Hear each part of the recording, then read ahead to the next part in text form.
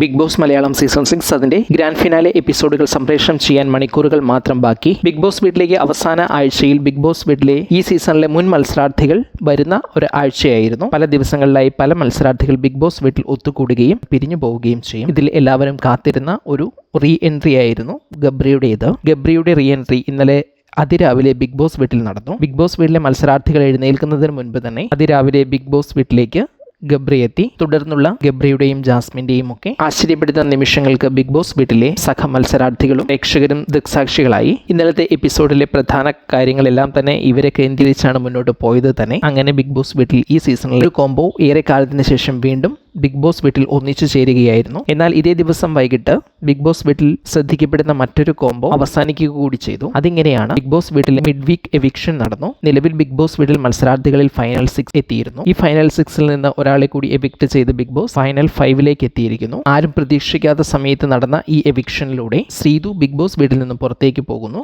Jasmine Gabri combo കഴിഞ്ഞാൽ big boss വീട്ടിലെ മത്സരാർത്ഥികളും പുറത്തുള്ള പ്രേക്ഷകരും ഏറെ ശ്രദ്ധയോടെ കാത്തിരുന്ന മറ്റൊരു കോംബോയാണ് ശ്രീതുവിന്റെയും അർജുന്റേതും. പല സാഹചര്യങ്ങളിലൂടെ കടന്നുപോയെങ്കിലും ഒരു ഫ്രണ്ട്സ് എന്ന നിലയിലാണ് ഇവർ രണ്ടുപേരും ബിഗ് ബോസ് വീടിനുള്ളിൽ കഴിഞ്ഞുകൂടിയത്. ബിഗ് ബോസ് വീട്ടിലേക്ക് മത്സരാർത്ഥികളുടെ ബന്ധുക്കൾ എത്തുന്ന സമയം ശ്രീതുവിന്റെ അമ്മ ബിഗ് ബോസിൽ എത്തിയതോടുകൂടി ഈ കോംബോയുടെ ആരാധകർക്ക് ചില നിരാശപ്പെടുത്തുന്ന വാർത്തകൾ കേൾക്കേണ്ടി വന്നിരുന്നു. മാത്രമല്ല, എവിക്റ്റ് ആകുന്നതിന് ഏതാനും മണിക്കൂറുകൾക്ക് മുൻപ് ശ്രീതുവും അർജുൻ തമ്മിൽ സംസാരിക്കുമ്പോഴും അർജുൻ ഫേക്ക് ആണോ എന്നൊരു സംശയം ശ്രീതുവിനുണ്ട് എന്ന കാര്യം ശ്രീതു അർജുനോട് തുറന്ന് പറയുകയും ചെയ്യുന്നുണ്ട്. ഒരു കോംബോ ബിഗ് ബോസ് വീട്ടിൽ വീണ്ടും തിരികെ എത്തുമ്പോൾ മറ്റൊരു കോംബോ പിരിയുന്നു. ഇത് ഒരേ ദിവസം തന്നെ നടക്കുന്നത് വളരെ കൗതുകകരവും അതേസമയം യാദൃശ്ചികവും കോംബോ ഫാൻസിന് സങ്കടകരവുമാണ്.